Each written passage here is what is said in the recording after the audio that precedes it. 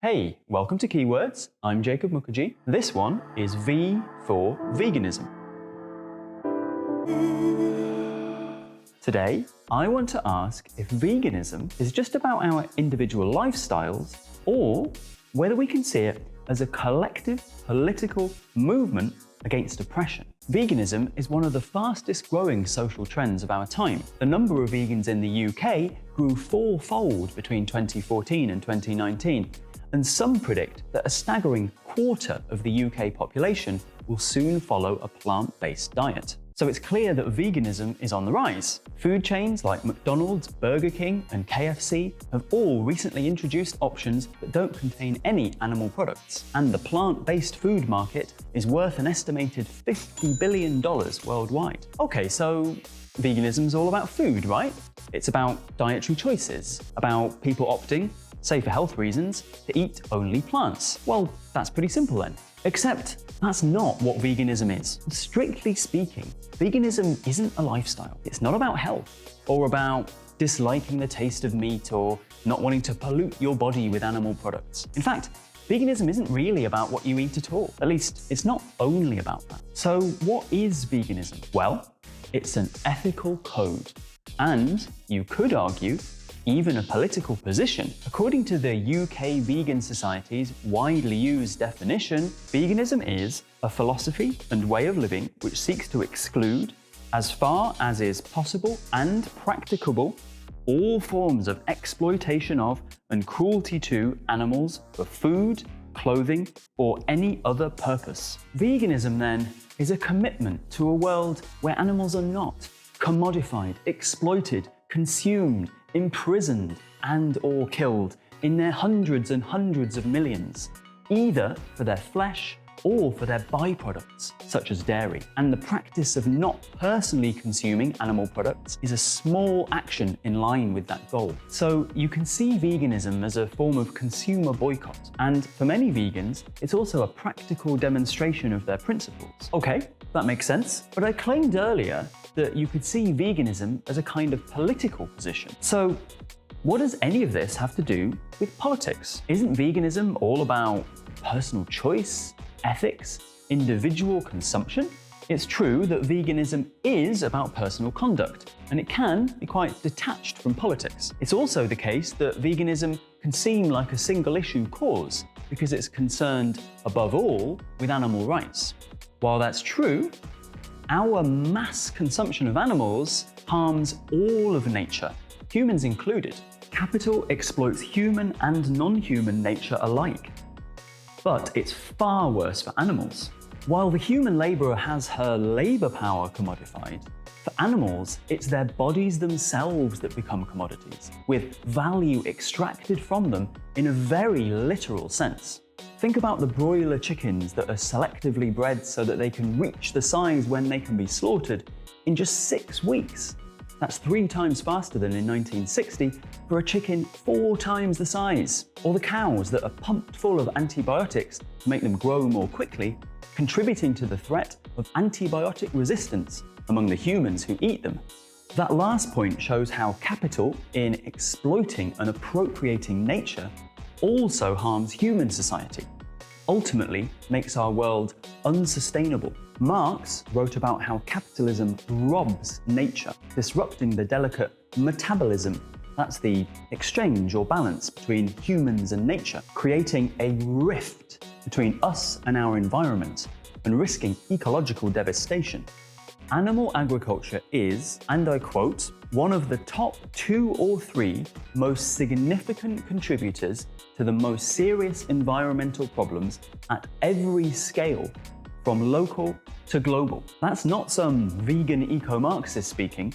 That's the UN's Food and Agriculture Organization back in 2006. Now, part of the reason that animal agriculture is quite so bad for the environment is the massive carbon emissions caused by the meat and dairy industry, which, according to some studies, produce more CO2 than all of global transportation combined. It's not just about carbon though.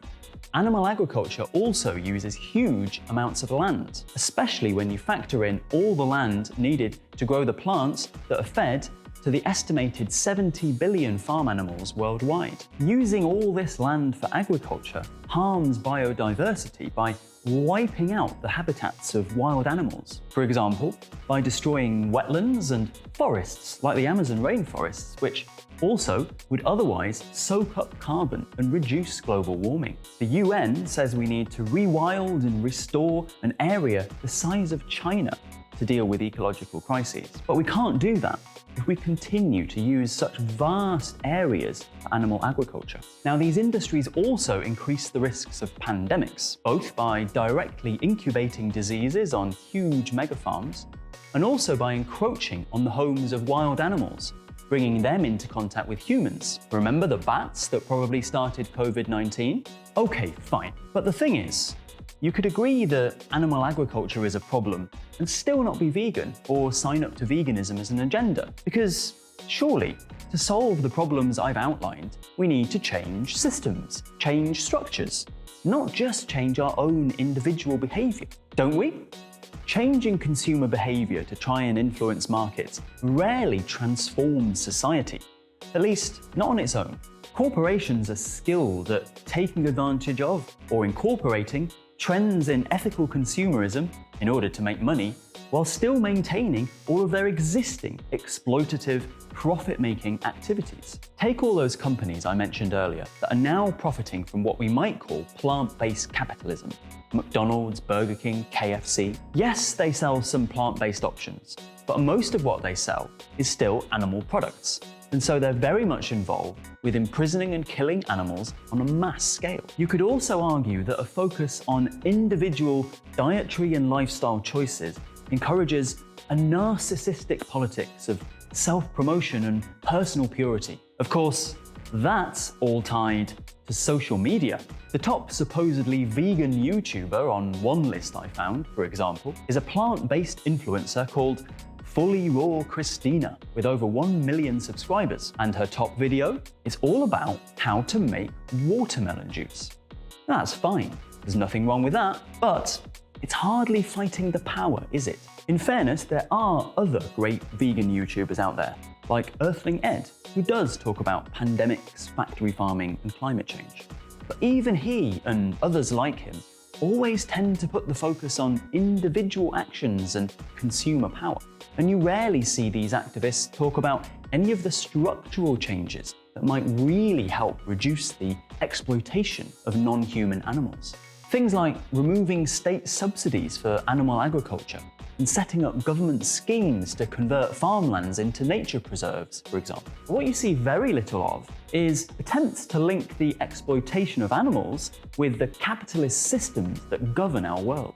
So, does veganism identify the right problems but the wrong solutions? Is it fundamentally mistaken in proposing individual responses to collective, structural issues? Well, the other side of the argument is that just as we don't have to choose between animal rights and human rights, we also don't have to side with either structural change or individual change. Movements often involve both. And maybe there's some value in practicing what you preach, in being faithful to your political and ethical values, changing your own behavior.